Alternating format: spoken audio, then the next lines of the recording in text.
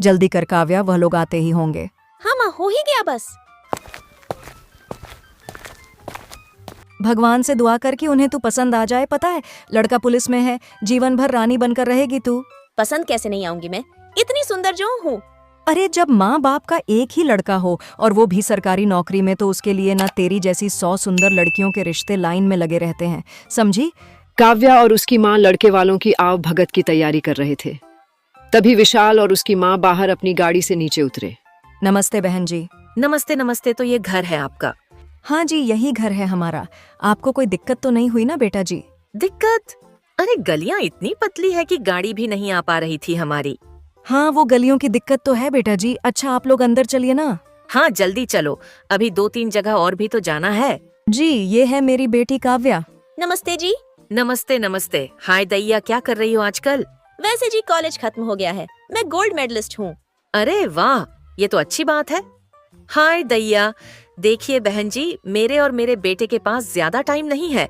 आपको तो पता ही होगा, मेरा बेटा पुलिस में हेड कांस्टेबल है।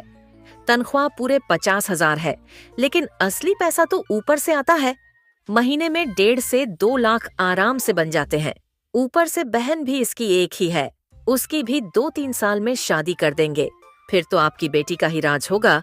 हमारे घर पर बाकी मेन रोड पर 3-4 दुकानें हैं, 2 मकान है और गांव में भी खूब सारी खेती है।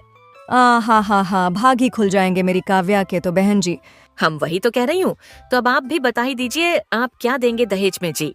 मेरी हालत तो आप देख ही रही हैं बहन जी, ज्यादा तो नहीं दे पाऊंगी, पर फिर भी आप बताइए कि क्या डिमांड है आपकी? हाय दैया, देखिए आपकी बेटी दिखने में थोड़ी ठीक है और आपकी गरीबी देखकर ही मैंने आपसे अपनी मांग कम कर दी, लेकिन इससे नीचे नहीं हो पाएगा। बहन जी साफ साफ कह देती हूँ। सब कुछ बेचकर भी मैं इतने पैसे नहीं जुटा पाऊंगी, दया कीजिए बहन जी। ऐसा है बहन जी, आप ना रहने दीजिए, फिर अपनी बेटी के लिए ढूंढ लेना। कोई किसान या कोई मजदूर, फालतू में टाइम खोटी किया हमारा। चल विशाल। विशाल और सुमित्रा अचानक से उठे और अपनी गाड़ी में बैठकर निकल लिए। यह पहली बार नहीं था जब माँ बेटों ने किसी माँ और उसकी बेटी के अरमानों पर लात मारी हो।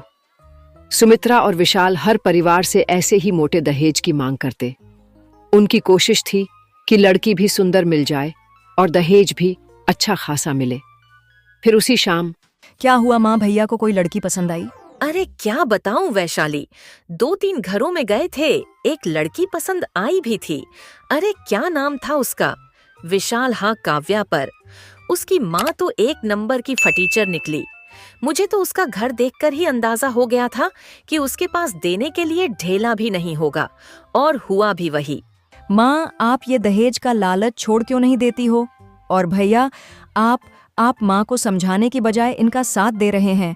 दहेज लेना तो जुर्म है और आप पुलिस वाले होकर ऐसी बातें करते हो। ओए तू चुप कर और जाके अपना काम कर बढ़ियाई।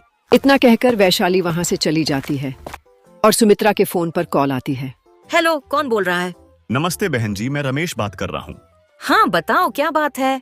मैंने सुना है आपका बेटा पुलिस में है और आप उसके लिए लड़की देख रहे हो। हाँ आपने ठीक सुना है। तो आप एक बार मेरी बेटी को आकर देख लीजिए। वो नौकरी करती है और अच्छा पैसा कमाती है, घर का सारा काम भी जानती है। हाय दैया, हाँ वो तो ठीक है, पर दान दहेज का क्या सीन है? कितना कर पाएंगे आप? ज्यादा तो नहीं, मैं इतना अमीर आदमी नहीं हूँ। 50 से ऊपर नहीं कर पाऊंगा बहन जी। क्या कहा? 50 लाख? ठीक है, हम कल आते हैं आपके पास। रमेश का पता पूछकर सुमित्रा ने फोन काट दिया। उसे लगा कि यह तो भगवान का करिश्मा ही हो गया। मनचाही लड़की और मनचाहा दहेज दोनों मिलने वाले।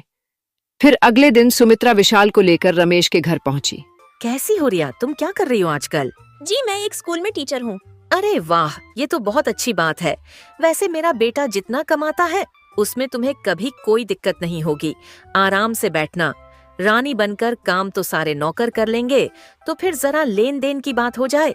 हाय दैया, देखिए जी, आपकी बेटी नौकरी करती है, इतना बड़ा घर है आपका, तो आप भी तो चाहेंगे ना कि आपकी बेटी अच्छे घर में जाए, और फिर आप जो भी दोगे वह शादी के बाद रहेगा, तो आपकी बेटी का ही ना। जी मैं जरा ऊंचा सुनता हूँ बहन जी, क्या कहा?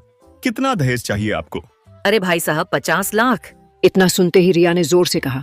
सुनिए, आप सब बाहर आ जाइए और पकड़ लीजिए इन लोगों को। ये क्या बदतमीजी है, ये क्या कर रही हो? तुम दहेज के लालचियों को लाइन पर ला रही हूँ। तू हमें पकड़वाएगी लगता है।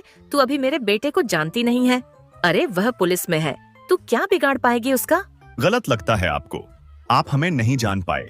ये है डीएसपी विजिलेंस रिया शुक्ला जी। हाँ, और आप दोनों हमारी ट्रैप में फंस चुके हैं। खुलेआम दहेज की मांग करने के लिए अब आपको जेल जाना होगा। जेल? अरे ऐसे कैसे विशाल, तू कुछ बोलना इसे।